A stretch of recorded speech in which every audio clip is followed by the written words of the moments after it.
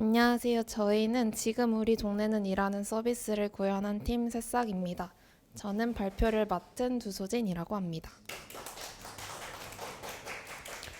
저희가 발표할 내용에 대한 목차는 다음과 같습니다. 우선 팀 소개를 간략히 하고 프로젝트 소개 및 기획, 서비스 기능 구현, 회고 순으로 발표를 진행하려고 합니다. 이번 프로젝트에서 민정님께서 리액트를 활용하여 프론트엔드를 담당하시고 제가 장고를 활용하여 백엔드를 담당해서 동네 소식을 접할 수 있는 커뮤니티를 개발하게 되었습니다. 저희 팀은 프로젝트를 진행하면서 서로에게 필요하거나 함께 학습하면 좋을 만한 자료들을 공유하여 구현하고자 하는 기능들에 대한 학습을 한 후에 기능을 구현하려고 노력했습니다. 또한 처음 기획한 것에서 경로를 이탈하지 않기 위해 지속적이고 적극적인 소통을 통해 기능들을 완성해 나갔습니다. 저희의 프로젝트에 대해서 소개해 드리도록 하겠습니다. 이 서비스는 학교에서 일어나는 일들을 공유하는 에브리타임 서비스를 모티브로 하여 이를 동네 생활에 적용하는 것에서 서비스를 기획하였습니다. 많은 사람들이 새로운 동네로 이사 오거나 자신의 동네에서 일어나는 소식과 정보에 대한 접근이 어렵다고 느낄 때가 있습니다. 그래서 새로운 동네로 이사 온 사람들 또는 자신의 동네에서 정보를 얻고 싶은 사람들을 위한 커뮤니티를 개발하게 되었습니다. 사용자들은 동네에서 일어나는 사건들을 알 수 있고 맛있는 음식점, 진료를 잘 보는 병원 등과 같이 이웃 주민들이 자주 이용하는 장소들에 대한 정보 그리고 다양한 생활 팁들을 공유할 수 있습니다. 저희는 사용자가 동네 인증을 하면 게시글을 작성할 수 있고 동네별로 게시글을 조회하며 게시글에 대한 댓글도 달 수 있도록 서비스를 기획하였습니다. 구체적으로 이 서비스를 구현하기 위해 사용한 기능들을 민정님께서 이어서 발표해 주시겠습니다.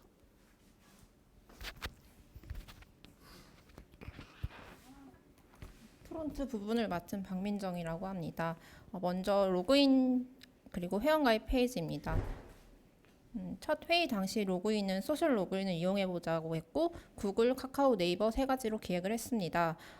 이 서비스가 해당 지역 내 소통을 촉진하는 서비스라 생각을 했고 익명성을 유지하기 위해서 소통의 자유로움을 주고 싶었습니다.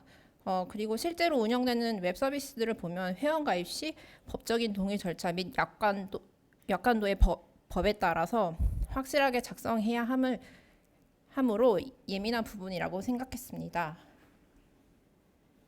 따라서 소셜 로그인을 사용하면 해당 소셜 플랫폼에서 사용자의 정보를 관리하기 때문에 별도의 정보 처리가 필요하지 않을 것으로 판단했습니다.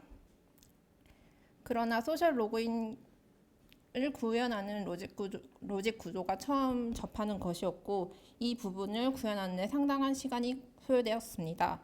결과적으로는 구글과 카카오 로그인은 화면에 표시하는 부분은 성공했지만 토큰 및 리다이렉션 URL 같은 부분에서 어려움을 겪어 프로젝트 후반부에는 일반 로그인 및 회원가입으로 전환하게 되었습니다.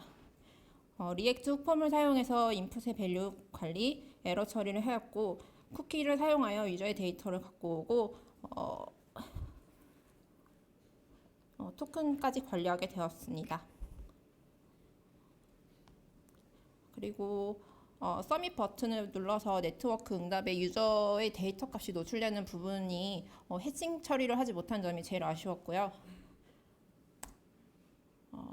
이제 메인 화면입니다. 메인 홈 화면으로 가게 되면 유저의 동네 게시글 목록을 렌더링하고 게시글 클릭 시 상세 보기로 넘어가며 좋아요 저장, 페이지네이션, 네비바 아이템을 눌러 유저 페이지 카테고리가 있으며 카테고리로 분류된 게시글 렌더링 기능이 있었습니다. 서치 파람스를 이용해서 URL 값을 파싱하고 페이지네이션 키워드 검색 시에 적용했습니다.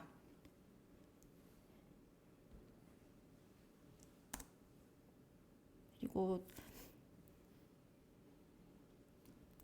내가 쓴 게시글 댓글 목록입니다. 이 부분도 첫 페이지 메인 페이지와 같은 방식으로 진행되는 구조라 생각을 했고 API로 받은 데이터 값을 맵을 돌려서 렌더링 하였습니다.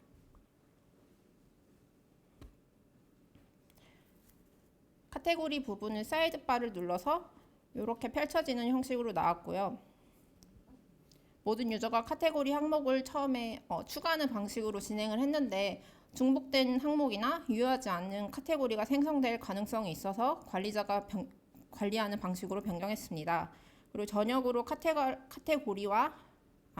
카테고리 클릭 시 파람수를 이용해서 URL에 해당하는 카테고리 이름을 넣었습니다. 그리고 전역으로 카테고리 관련된 정보를 저장하고 전달하기 위해 컨텍스트를 생성하였습니다. 카테고리 프로바이더를 앱에 감싸주어 밸류를 프롭스로 전달하였습니다. 다음은 에디터 부분인데요. 에디터는 리액트 퀼 라이브러리를 사용하였고 다른 에디터보다 가볍고 툴바 옵션을 설정할 수 있었습니다. 처음에는 이미지랑 영상이 출력이 되었는데 이걸 저장하면 텍스트만 남는 에러가 있었습니다. 그건 아직 제가 좀 더 공부해 봐야 될 것 같고요. 다음은 동네 인증입니다. 해당 유저의 동네 인증을 받는 컴포넌트입니다. 지오로케이션 API로 현재 위치 정확성을 가져왔고 카카오 맵 API를 이용해서 마커를 띄웠으며 경도 위도를 통해 주소를 변환 후 리플레이스 메소드를 이용하여 필요 없는 문자열을 제거 후 동만 추출해 왔습니다. 유즈 이펙트 훅을 사용해서 유저의 현재 위치 정보를 가져오고 온더 로케이션 데이터 함수를 호출하여 업데이트를 하였습니다. 내비게이트 지오 로케이션 객체를 사용하여 현재 위치를 요청하고 get current position 메서드를 사용하여 요청하였습니다. 위치 정보를 얻으면 콜백 함수가 호출하여 포지션 맥의 변수에 위치 정보를 포함하게 되었습니다. API로 이렇게 데이터를 가져오는데 생각보다 로딩 시간이 길었고 현재 위치 값이 빠르게 들어오지 않아 에러 처리로 넘어가는 경우가 있었습니다. 다음은 백엔드 소진님이 이어서 발표하겠습니다. 저는 프로젝트를 진행하기 전에 ERD 클라우드를 활용해서 데이터 모델을 설계했습니다. 사용자 게시물, 댓글, 카테고리 모델들 간의 관계를 설계하여 어떤 데이터가 서로 연결되는지 구상하는 것으로 프로젝트를 시작했습니다. 모델들의 관계를 간략하게 설명하자면 한 명의 사용자가 여러 게시물과 여러 댓글들을 작성할 수 있기 때문에 사용자는 게시글과 댓글에 FK로 연결했습니다. 게시물을 조회할 때 사용자들이 좋아요를 누른 수, 작성된 댓글의 수, 조회수를 확인할 수 있도록 만들었고 많은 게시물들에 많은 사람들이 좋아요를 누를 수 있기 때문에 매니 투 매니로 연결하였습니다. 하나의 게시글에는 하나의 카테고리를 지정할 수 있고 카테고리 안에는 많은 게시글이 있을 수 있기 때문에 이 둘을 FK로 연결하였습니다. 마지막으로 한 게시물에는 여러 개의 댓글이 작성될 수 있기 때문에 게시글과 댓글은 FK로 연결하였습니다. 조금 더 세부적으로 어떤 함수를 호출할 수 있도록 백엔드를 구축해 놓았는지 설명해 드리겠습니다.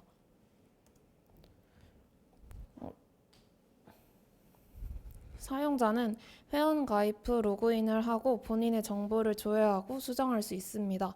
회원 가입을 할 때 사용자에게는 이메일, 위치, 패스워드, 사용자 이름의 정보를 받고 서비스에서 사용할 닉네임은 사용자 정보의 노출을 최소화하기 위하여 랜덤 닉네임을 부여하도록 설정하였습니다.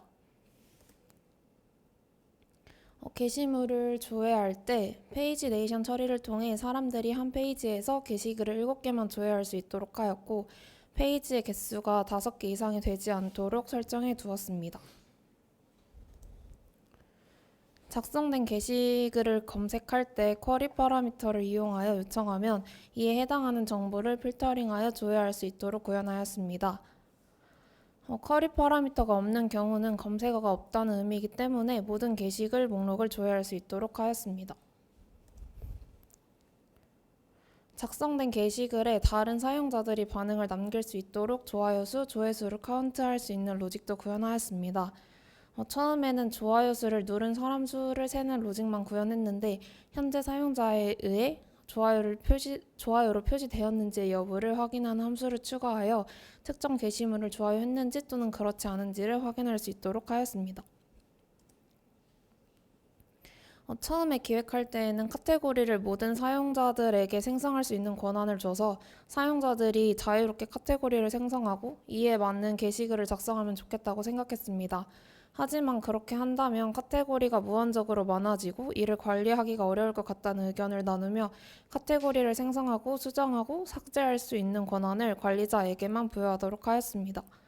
그렇게 함으로써 카테고리가 무한으로 생기는 것을 방지할 수 있었습니다. 또한 카테고리가 추후에 더 많아진다면 카테고리명을 쉽게 찾을 수 있도록 이름순으로 정렬하는 로직을 구현해 놓기도 하였습니다. 댓글을 작성할 때에는 각각의 게시물에 댓글을 달 수 있도록 게시글의 아이디를 가져와서 그 아이디가 일치하는 곳에 댓글을 작성할 수 있도록 하였습니다. 또한 댓글을 작성한 사람만이 수정하고 삭제할 수 있도록 권한을 설정해 놓았습니다. 다음으로는 API에 대해서 말씀해 드리겠습니다. 화면에 보이시다시피 만든 API는 이와 같습니다. 이전의 프로젝트에서 프론트엔드와 원활한 소통을 위하여 스웨거를 사용했지만 빠른 시간 안에 API 명세서를 줄 때에는 엑셀로 문서화하여 주는 것이 더 익숙했기 때문에 이번 프로젝트에서는 리퀘스트 바디를 어떤 URL로 보내주면 어떤 리스폰스 바디가 나오는지 문서화하여 프론트엔드와 공유하였습니다. 추후에 스웨거를 빠르고 능숙하게 사용할 수 있다면 번거롭게 문서를 일일이 작성하지 않아도 될 것 같다고 생각했습니다. 마지막으로 이 서비스를 어떻게 배포했는지 설명해 드리겠습니다. 제 아키텍처의 구성은 화면에서 보시는 것과 같습니다. 우선 백엔드는 장고 웹 프레임워크를 사용하여 작업을 하였고 이를 더 효율적으로 운영하기 위해 구니콘을 사용하고 이를 도커 이미지를 빌드하여 도커 컨테이너에 패키징하였습니다. 이때 데이터베이스는 네이버 클라우드 플랫폼에서 제공하는 DB 서버와 MySQL을 연동하여 사용했습니다. 프론트엔드는 리액트로 구현하였고 이에 엔지닉스 웹서버를 활용하였습니다. 이 두 서비스를 도커 컴포즈를 사용하여 하나의 시스템으로 통합하고 서로 통신할 수 있도록 설정했습니다. 빌드된 이미지를 도커 허브에 푸시한 후 도커 컴포즈 명령을 통해 도커 허브에 적재된 이미지를 풀 받아오고 도커 컴포즈 파일을 우분투 서버에서 직접 수정하여 운영 환경에 맞게 설정을 조정하였습니다. 도커 컴포즈 파일과 적재된 이미지들로 서버에서 컨테이너를 사용했습니다. 배포가 완료된 후에는 보안 문제를 예방하기 위하여 SSL을 적용시켜서 HTTP로 되어 있던 주소를 HTTPS로 변경하였습니다. 여기까지가 백엔드에서의 서비스 구현을 위한 기능들에 대한 설명이었습니다. 이제 프론트엔드 민정님께서 회고를 말씀해 주시겠습니다. 먼저 아쉬웠던 점은 페이지 내 컴포넌트 설계와 스타일드 컴포넌트 사용에 대한 미흡한 부분으로 디자인 및 가독성 개선이 필요했고요. 소셜 로그인과 관련된 리다이렉션 로직을 이해하는 부분에서도 이해도가 많이 부족했습니다. API로 데이터 추출과 처리에 대한 경험도 부족했고 컴포넌트 간의 프롭스 전달에 대해 이해와 사용법도 미숙했습니다.